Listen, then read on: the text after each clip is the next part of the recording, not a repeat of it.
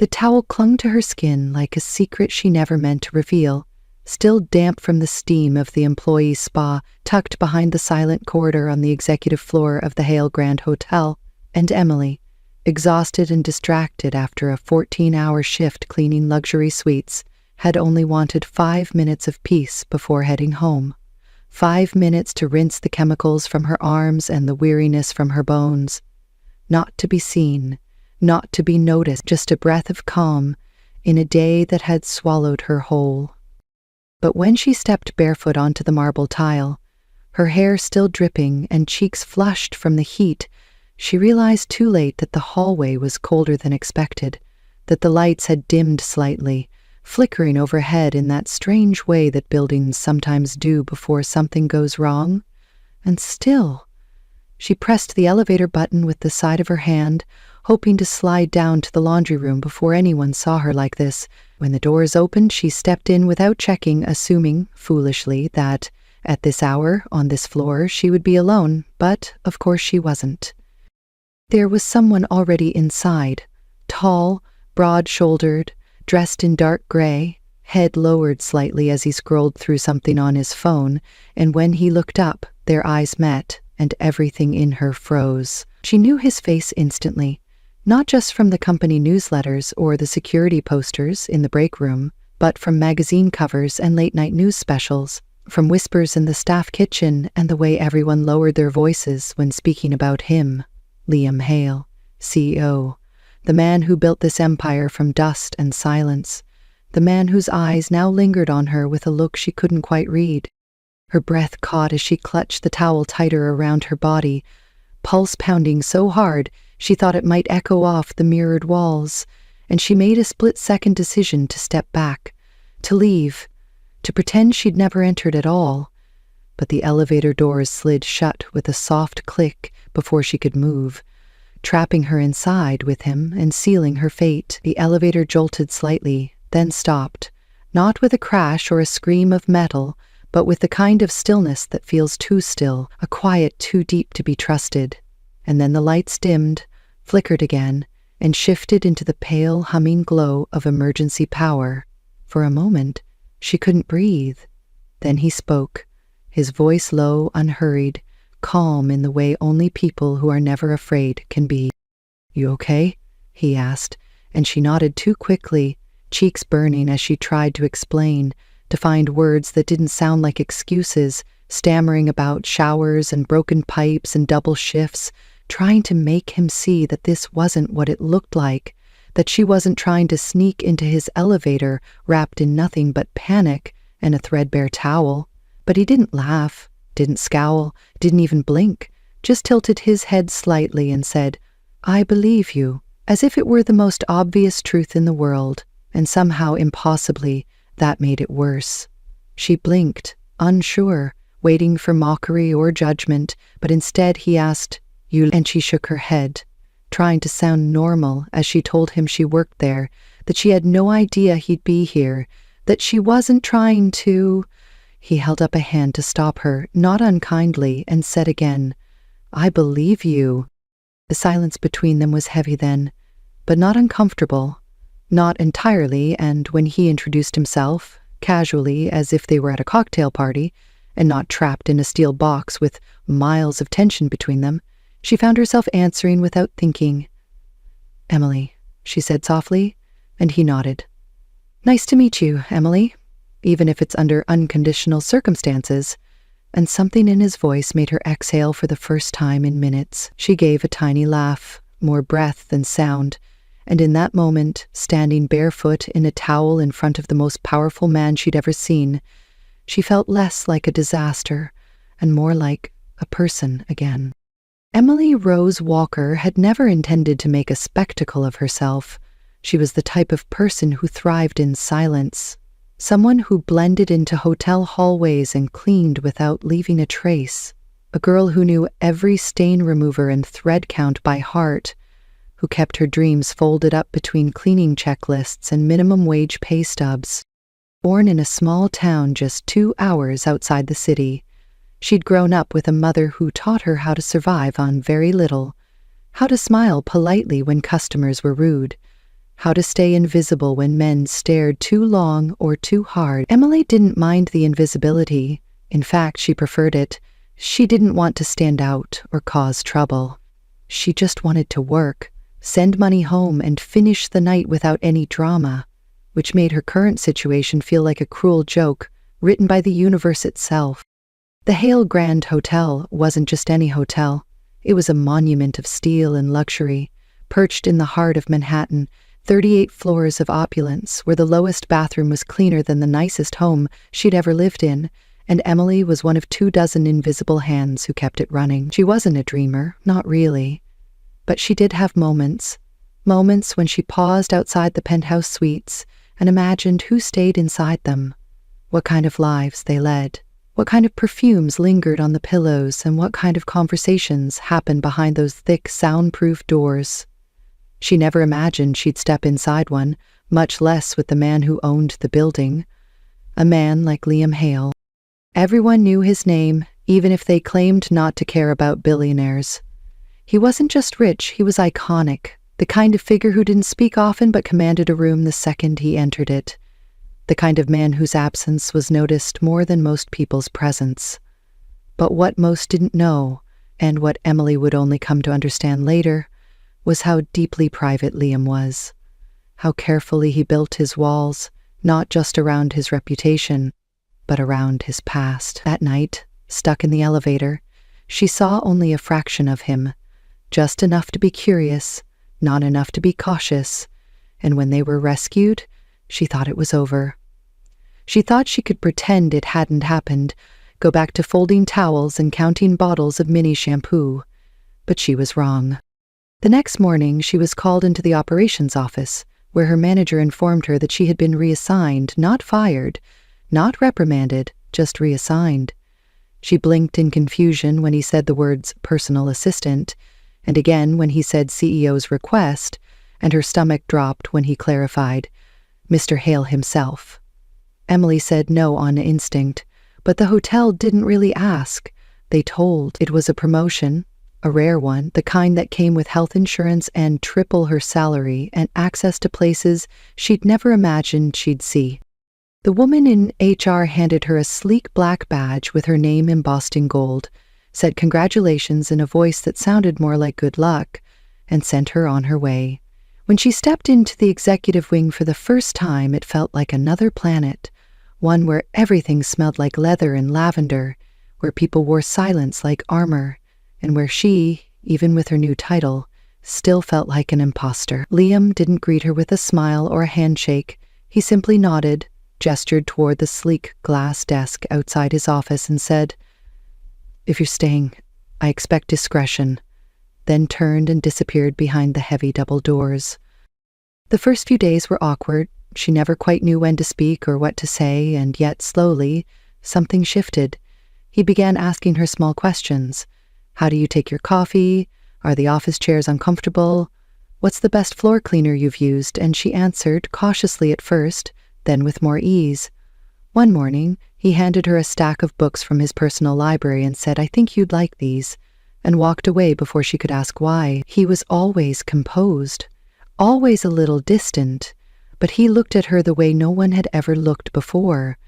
Not like she was beneath him or beside him, but like she was unexpected and somehow worth noticing.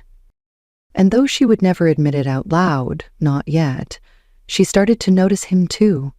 Not just the way he dressed, always perfectly tailored and effortless, but the way he leaned back in his chair when reading contracts, the way he rubbed his temple when deep in thought, the way his voice softened, almost imperceptibly, when he said her name. She tried to remind herself that this was work, that people like her didn't belong in stories like his, but the line between professionalism and curiosity was growing thinner with each passing day, and she was beginning to wonder what would happen if it finally disappeared. Emily told herself over and over that it was just a job, that the way her heart quickened every time she stepped into Liam's office was nothing more than nerves, that the way he looked at her sometimes, when he thought she wasn't paying attention, didn't mean anything at all, because it couldn't, because it shouldn't, because people like her didn't get chosen by men like him.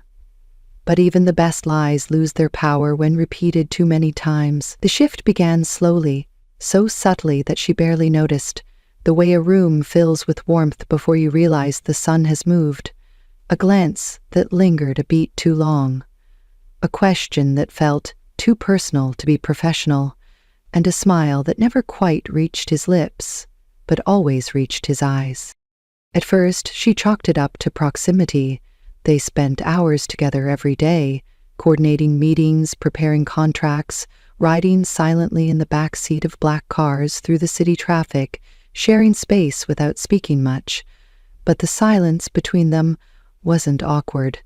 It was intimate in a way she didn't know how to name. One afternoon, while she organized papers in the small lounge attached to his suite, Liam stepped inside, loosened his tie with a sigh, and sat beside her on the velvet couch without a word. After a few minutes, he said, "You're not like them." She didn't look up. "Like who?" He shrugged. "People who orbit power. You're not drawn to it. You endure it." She finally glanced at him, something caught in her throat. "I don't belong in it." He looked at her, long and quiet. "Maybe that's why I keep you close." The silence that followed wasn't empty, it was charged, humming with something neither of them were brave enough to touch. That night, Emily walked home with her fingers trembling in her coat pockets, her breath fogging in the cold, and her thoughts spinning too fast to catch. She didn't see it as the start of something. Not yet. But she felt the shift, and that was enough to scare her. The next morning, Liam greeted her with a coffee already made, just how she liked it, 2 sugars, no cream, and the tiniest note stuck beneath the cup that simply said, "Don't let the world change your taste." She smiled before she could stop herself. Over the following weeks, their rhythm became something softer, steadier, private glances over conference tables, half smiles exchanged in elevators, and one evening when he walked her to the subway entrance in silence, just to make sure she got there safely. He never said why, and she never asked. It wasn't until the gala that everything shifted for good. The annual charity event for the Hale Foundation was a black tie affair held in the penthouse ballroom, and Emily had never intended to go, but an invitation appeared on her desk with her name written in sharp, deliberate ink, and a handwritten note from Liam underneath that read, "I'll be waiting." She borrowed a dress from her neighbor, a simple navy satin gown that hugged her in all the right places and made her feel like someone else for a night. When she stepped out of the cab and into the grand lobby, the hush that followed was immediate. She felt every eye turned toward her, but none of it mattered when she saw him waiting near the staircase, wearing a tailored black suit and an expression she couldn't decipher. He walked toward her slowly, like he was seeing her for the first time, and when he stopped in front of her, he didn't compliment her dress or her hair or her makeup. He simply said, "You showed up," and somehow that meant everything. The night blurred into sparkling lights, champagne flutes, and soft music, but the moment that stayed with her happened on the balcony, where she stepped out for air and found Liam already there, hands braced on the railing, eyes fixed on the skyline. He didn't turn when he said, "Sometimes I forget this city isn't the whole world." She stood beside him, quiet for a beat, then asked, "What is it then?" He glanced at her. "A mirror, maybe. It shows you what you want to see until you can't look anymore." She looked away, unsure of what to say. Then he said something that made her breath hitch. "You're the only person who's looked at me and not seen a headline." She met his eyes. "That's because I don't read the papers." He laughed then, low and quiet, and before she could overthink it, he reached for her hand. His fingers brushed hers, hesitant but warm, and when she didn't pull away, he laced them together. They stood like that, hand in hand, not speaking, and in that stillness, something broke open between them. Later that night, he walked her to the elevator, pressed the button without speaking, and as the doors slid open, he turned to her and said, "You don't have to go." She looked up at him, heart hammering, but all she could whisper was, "I know." And then she stepped inside, because she wasn't ready, not yet, and he didn't follow because he understood. The days after the gala were quieter, not awkward, just more careful. They returned to work like nothing had changed, but something had, and it lived in the way he leaned a little closer when speaking to her, in the way she lingered in his office a little longer than necessary, in the way their hands sometimes touched, and neither moved away. One evening, during a storm that rattled the windows of the executive wing, the power flickered, and the lights dimmed for a heartbeat, and Liam, who rarely showed emotion, flinched. Emily noticed. She stood and walked to his desk, placed a cup of tea beside his hand, and said nothing. He looked up, eyes dark, and for the first time he said her name like a question, like a plea. She sat across from him and waited. He didn't speak for a long time. Then finally he said, "I was in an elevator when she died." The lights flickered then, too. Emily didn't ask who. She didn't need to. She just reached across the desk and touched his hand, not to comfort, not to fix, just to say, "I'm here." That was the night something changed for him. That was the night he let himself begin to feel. And for Emily, that was the moment she realized she was falling, slowly, completely, and without permission. She tried to fight it, told herself it was just kindness, just gratitude, just the result of too many late nights and too much closeness. But the truth was quieter. The truth was she'd never been seen the way he saw her, and she didn't want to lose that light. She didn't know what they were, didn't dare name it, but she knew one thing for sure. This wasn't just a job anymore. It was the start of something fragile and real, and she didn't know how to stop it. And maybe, just maybe, she didn't want to. The moment it changed wasn't dramatic. There were no explosions of feeling or screaming matches under the rain. It was quieter than that, more subtle. The kind of shift that happens when you look at someone and realize the version of them you've carried in your mind doesn't quite match the one standing in front of you. Because real people are heavier, more complicated, more scarred than the idea of them. It was a Thursday afternoon, the kind of day that blurred into routine, with coffee cups half drunk and documents stacked high and the quiet hum of city life just beyond the windows, when Emily walked into Liam's office and found him standing by the window with a look on his face she hadn't seen before. Not anger, not exhaustion, but something like mourning. He turned slowly, held up a manila folder, and said her name like it hurt. She took it from his hand, fingers brushing his, and opened it without asking, already knowing it was about her.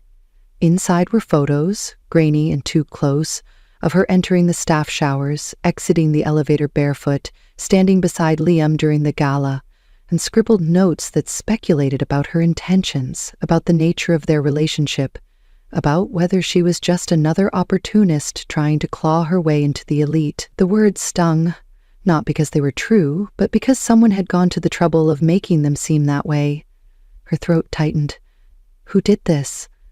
Liam didn't answer at first. He turned back toward the window, voice flat when he finally spoke. My board has concerns. Investors are watching closely. My team says we need to get ahead of the narrative. Emily felt her stomach drop, the weight of his words heavier than anything he'd ever said to her. So what does that mean? She asked, barely above a whisper. It means, he said slowly, that people will assume what they want to assume, and that my proximity to you, however innocent, will be used to paint a story that suits their agenda. She closed the folder carefully, as if gentleness could undo the violence inside. Are you asking me to leave? He didn't turn, didn't move. I'm asking you what you want, because if you stay, you need to know that this doesn't get quieter, it gets louder. She wanted to scream that she never asked for this, that she never wanted headlines or attention or his pity or his name on her skin like a scar she couldn't explain. But all she said was, I didn't think it mattered. Liam finally looked at her then, really looked, his eyes sharp and almost pleading. It shouldn't, he said, but it does. Because the world we live in doesn't care about truth, it only cares about the version people buy. She didn't cry, not there, not in front of him, but she nodded, turned, and walked out with the folder clutched tight to her chest. That night, she sat in her tiny apartment, lights off, city noise humming through the cracked window, and thought about the version of herself she'd tried so hard to protect. She'd spent years building walls, not to keep people out, but to keep herself from disappearing. And now, with one man's affection and one elevator ride, those walls had been reduced to headlines. Her phone buzzed once, twice, and then stopped. She didn't answer. Not yet. Meanwhile, Liam sat in his penthouse, untouched dinner cold on the table, staring at his reflection in the floor-to-ceiling glass, and wondered when he had become the kind of man who let fear dictate his choices. He'd built an empire on control, on precision, on knowing every angle before the first move was made, but nothing about Emily had ever followed a blueprint. She was chaos and light and truth in a world of strategy, and somehow she had slipped past every defense he'd ever put up. The next morning, she didn't show up. By noon, he called her phone. No answer. He left a message. Not a demand, not a command, just her name and the word please. She didn't respond. That evening, a message arrived on his desk, hand-delivered. No return name, just a single sentence, written in her neat handwriting. I need to know who you are when no one's watching. That night, he left the tower without his driver, without his security, without his armor. He walked the streets like a man searching for something he wasn't sure he deserved to find. And when he finally reached her building, he didn't knock immediately. He stood outside for 5 full minutes, gathering a kind of courage that money could never buy. When she opened the door, barefoot and wearing an oversized sweater, she looked at him like she didn't know whether to cry or close the door. And he said the only thing that mattered. I'm not here to fix the story. I'm here because I don't care how they write it. She stepped aside and let him in. They didn't touch, not at first. They sat across from each other on the floor, between mugs of tea and unspoken words, and Liam talked more than he had in years.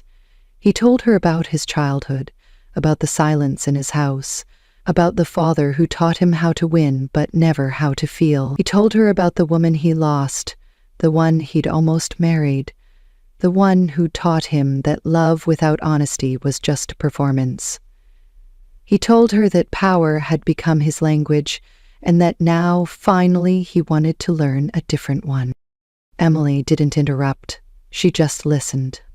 When he finally stopped, she reached for his hand and said softly, I don't need you to protect me from the world. I just need you not to push me out of it.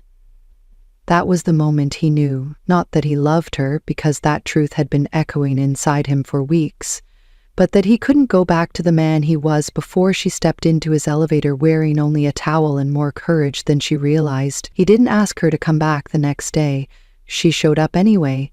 She returned to work without announcement, no press statement, no apology, just presence. And when people stared, she met their eyes. When rumors whispered, she kept moving. And when Liam stood beside her in meetings and never once flinched, the noise began to quiet. But the damage wasn't done. That week, a new article dropped, this time more invasive, with photos from her social media, quotes from former classmates, even a snippet of a voicemail she'd once left her landlord. It wasn't just cruel, it was a violation. Emily found herself shaking, not from shame, but from rage. Liam's legal team moved fast. Lawsuits were filed, threats were made, but she knew the worst damage wasn't legal, it was emotional. That night, in the quiet of his apartment, she asked him, How do you survive being watched like this? He answered without hesitation, You don't. And you just choose what's worth watching you bleed for. She didn't say anything, just leaned into him, resting her head on his chest, and for the first time, she allowed herself to believe that maybe she was strong enough to survive this too. What neither of them knew, not yet, was that the story the world wanted to write wasn't the one that would endure, because truth, once spoken, can't be silenced. And love, once chosen, cannot be unchosen. And though the world would keep watching, what mattered now wasn't the version they sold, it was the one they built, together, piece by piece, in the quiet between the noise. It happened on a Wednesday morning, the kind of morning that felt like it would pass unnoticed, with the hum of fluorescent lights and the soft shuffle of paper and footsteps and all the little rhythms that made up the executive floor of Hale Enterprises. The world outside was waking up slowly, but inside the tower something was brewing, a silence that wasn't peaceful, but tight, like the breath held before a storm. Emily arrived early, as she always did, her hair pulled back, her clothes neat but simple. Nothing about her appearance screamed power or prestige, but there was something in the way she walked now, something steadier, like she'd stopped shrinking into herself and started standing as if she belonged, because in some ways she finally believed she did. She placed Liam's coffee on his desk without a word and turned to leave when he called her name. Not loudly, just enough to make her pause. "There's something we need to talk about," he said, and there was something in his voice that made her turn slowly, heart already ticking faster, not fear exactly, but expectation, because over the past few weeks they'd learned each other's silences, and that one wasn't the usual kind. He gestured toward the chair across from his desk, and she sat, folding her hands in her lap the way she used to when she first started working there, as if bracing herself for whatever came next. "I'm selling the company," he said finally, and the room tilted, not physically but emotionally, like someone had shifted gravity without warning. She blinked, thinking she misheard. "What?" "I'm stepping down," he clarified, "and selling majority control to a foundation that'll keep it running without me. My name will still be on the building, but not in the contracts. I won't be CEO anymore."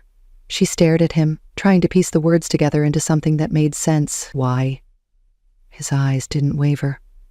"Because I spent 10 years building something that never made me feel whole, and 5 weeks realizing that you did."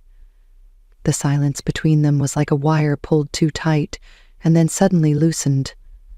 Emily shook her head slightly, not because she didn't want to believe him, but because she wasn't ready for the weight of that choice. "You can't walk away from everything because of me." "I'm not," he said quietly. "I'm walking toward something because of you. I spent my whole life trying to control every variable, every outcome, but I can't control how the world talks about us. I can only choose what I do with my time, and I choose this." She felt like crying, but didn't. "And what about the people who say I ruined you?"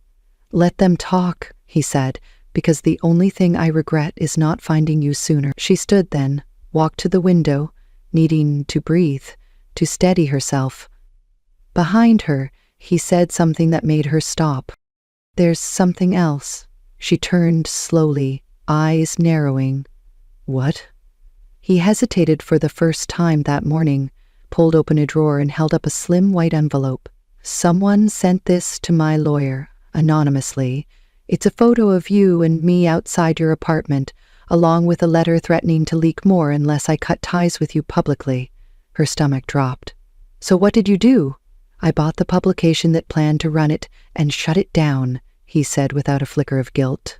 "You did what?" she breathed, part horrified, part stunned. "I told you I'd protect you," he said, "and I meant it." She sat down slowly, her legs suddenly unsure. "And now?" "Now we decide what comes next," he said, "but it has to be together." The word together echoed inside her like a bell. She didn't answer immediately, just let it settle, let it become real, and then finally she said something that surprised even herself. "I'm late." He blinked. "Late? For what?" "No," she said softly. "I mean, I'm late 3 days." His breath hitched, just once, then the silence thickened. "Have you taken a test?" She shook her head. "I was going to, but then everything happened and I didn't want to know until I could breathe again. And now? Now I want to know," she whispered. That afternoon, she didn't go back to the office. Liam handed her his car keys, told her driver to take her home, and promised he'd be waiting when she was ready. She stood in her apartment with shaking hands, staring at the test like it held her entire life in its tiny digital window. And when the word appeared, clear and undeniable, she didn't cry, not at first. Not until she imagined telling him. Not until she realized what it meant to carry someone else's future inside her, someone who had built his life on control and precision and was now giving it all up for something he couldn't predict. She returned to the tower just as the sun began to set, the city glowing like fire below, and found him in the office, exactly where she left him, sleeves rolled up, tie undone, eyes fixed on the door as if he knew she'd come. She held up the test without speaking. He looked at it, looked at her, and said nothing for a long time, just crossed the space between them and took her hand in his. "Are you okay?" he asked. "I don't know," she admitted. "Are you scared? Terrified?" "Me too," he said. "Then what do we do?" "We don't run," he said. "We choose, together." And then in that moment she felt something break. Not the fear, not the uncertainty, but the last bit of doubt that told her she wasn't enough. Because he looked at her not like a mistake or a complication, but like the future. Like something he hadn't known he was waiting for until it arrived. She wrapped her arms around him and let herself believe, truly believe, that maybe this wasn't a disaster after all. Maybe it was a beginning, messy and unexpected, and beautiful in its own wild way. Over the next few days, they told no one. They moved quietly, like two people guarding a secret, not out of shame, but because it was theirs, too sacred to give away. But then came the press leak, the headline too cruel to ignore, and Liam made a decision. He held a press conference, stood on the steps of the tower he once owned, and told the world the truth. Not about Emily, not about the baby, but about himself. He spoke of failure and fear and the cost of living a life built on image. He spoke of finding something real in the most unexpected moment and choosing it despite everything. He never said her name, but she was in every word. And when he returned to her that night, exhausted but lighter, he said something that stayed with her forever. "I didn't just leave my company, I left the version of me who thought he had to earn love to deserve it." And she, holding his hand and the life growing quietly inside her, whispered back, "I didn't think I'd ever be someone worth choosing." "You are," he said. "Always were. I just needed to be someone brave enough to see it." That was the moment they stopped being a scandal and started being a story, not the kind written in gossip columns, but the kind that lasts. The thing about life-changing moments is they rarely give you a warning. They don't knock politely before walking in, they just arrive, loud or quiet, sometimes disguised as chaos, sometimes disguised as calm. And by the time you realize what they are, you're already different. And for Emily, the change didn't arrive with the test or the headlines, or even Liam's public declaration. It came in the form of silence. Not the kind that filled boardrooms or late-night car rides, but the kind that came from within, the stillness that followed when fear stopped screaming and left her with the echo of her own heart. She had always thought of herself as temporary, a visitor in every space she entered, a woman passing through other people's stories without ever being the main character. But now, she was center frame and the camera never blinked, and as much as Liam tried to shield her, to hold the world at bay, she knew deep down that something was building, something that would demand more than just love and promises. The morning it happened began like any other, soft sunlight leaking through their shared apartment, now a quiet mix of her things and his, a mug of tea cooling on the windowsill, Liam still asleep, shirtless, arm flung over his face, and the gentle rise and fall of his chest as steady as her breath. But when she went to brush her teeth, she saw it blood. Not much, just enough to twist her stomach into a knot and send her hands into a tremble. She sat on the bathroom floor, knees pulled to her chest, and tried not to spiral, but the fear came anyway, fast and full and furious. When Liam found her, she didn't need to say anything. He saw it in her eyes. He sat beside her, pulled her into his arms, and whispered, "We'll go now, no questions, no delays, just action." At the hospital they waited together, hands clasped tighter than any vow. Liam didn't pace or fidget. He just held her, stared straight ahead, like he could will the world into being kind. And when the doctor finally came in with kind eyes and calm words, they both held their breath. Until he smiled and said, "You're okay, the baby's okay, just stress and exhaustion, and a little dehydration, but nothing we can't manage with rest and care." And maybe a slower pace. Emily let out a breath she didn't realize she was holding. Liam kissed her forehead and said, "I can slow down for the rest of my life if that's what it takes." But the scare shook her more than she admitted, not just because she almost lost the baby, but because it forced her to look at everything she hadn't faced. The weight of their love, the speed of their story, the scrutiny of the world, and most of all the fear that she wasn't built for this.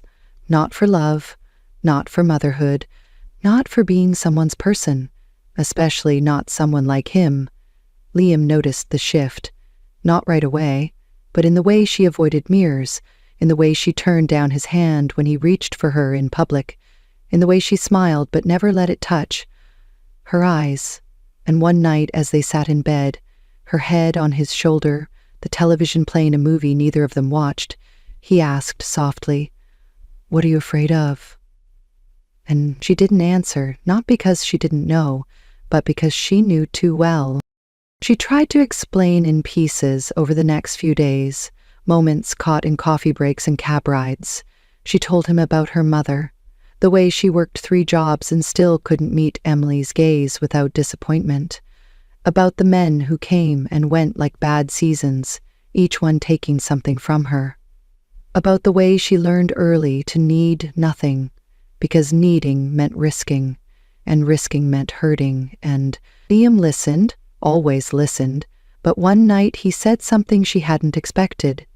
"I was afraid, too, of not being enough, of giving someone everything and still losing them, of loving so hard I'd forget how to breathe, and maybe I still am, but I'd rather be afraid with you than fearless without you."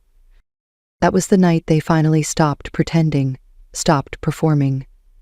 She cried in his arms for the first time, not a quiet tear, but the kind that came from the center of everything, and he didn't try to stop it, just held her and whispered, "I've got you," over and over, like a mantra, until her breathing slowed and her heart found its rhythm again.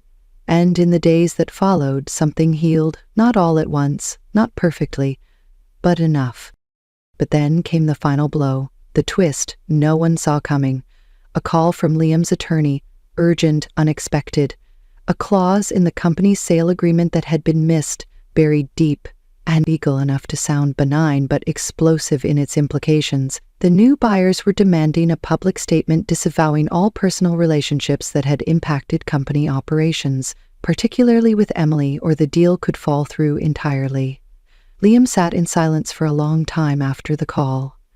Emily across from him, already pale, already tired. "This will fix it," he said quietly. "If I say it was a mistake, if I say we ended things, the press will move on, the sale will go through, and everything we built can stay intact." She looked at him, eyes wide.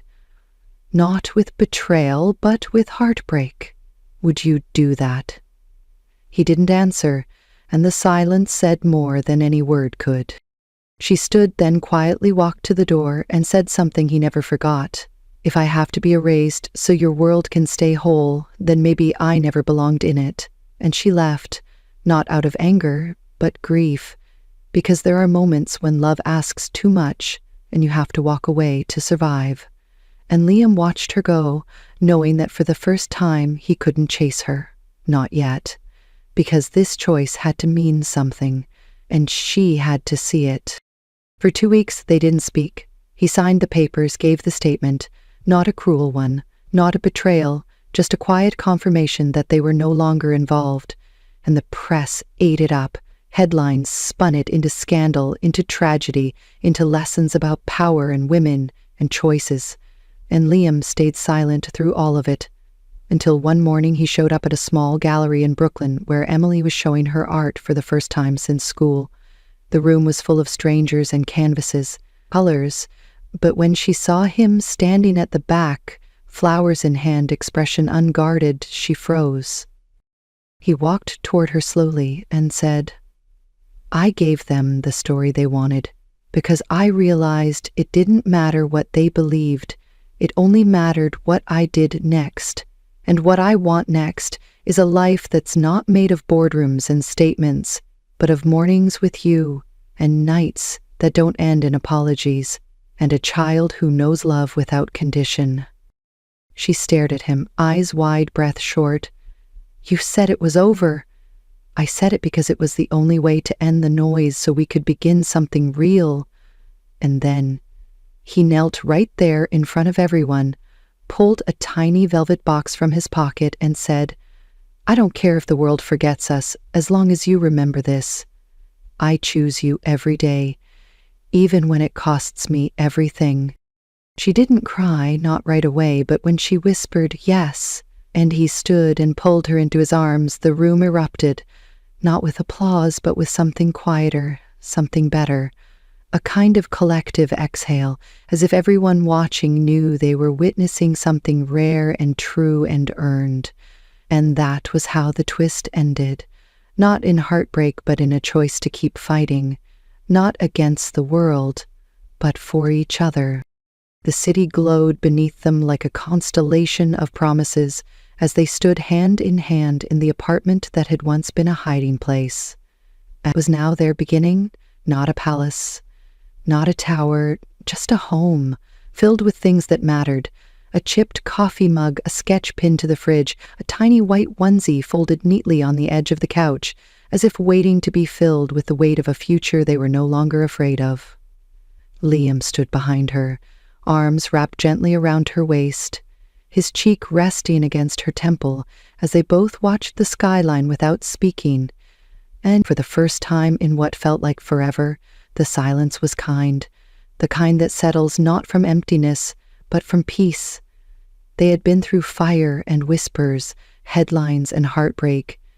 They had been torn apart by fear and stitched back together by something quieter, something stronger than pride or performance, something like truth.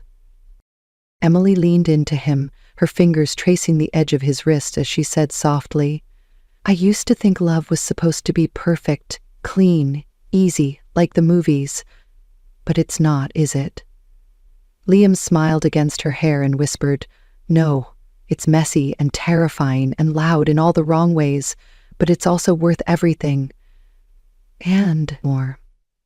She turned to face him then, her eyes soft, her lips trembling slightly as she added, I was never trying to change you. I just wanted you to see that you didn't have to carry it all alone. He kissed her gently, not a kiss of passion or urgency, but one of recognition, like saying, I see you, I choose you, I'm still here. They didn't have a wedding, not yet. They didn't need a ring or a headline or a stage. They had mornings and shared toothbrushes and laughter echoing through walls that once held silence.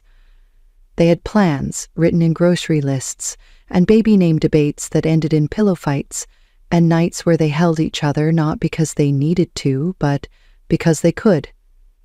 And that was enough. More than enough. One afternoon as they walked through the park, her belly now round and her step slower, Liam paused mid-sentence and said, Do you remember the elevator? She laughed instantly, eyes sparkling.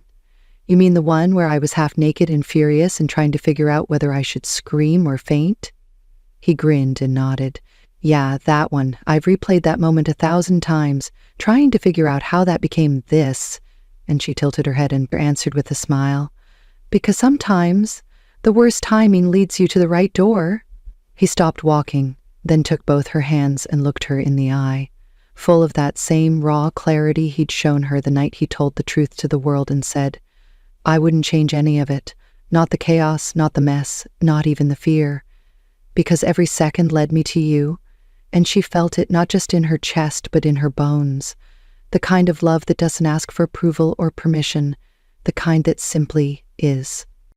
And as they stood there, surrounded by strangers in sunlight, with nothing to prove and everything to hold, they knew this was the real story, not the one the headlines told, not the one whispered in boardrooms or scribbled in tabloids, but the one they had written together in quiet choices, in broken nights, in forgiveness and fight and grace.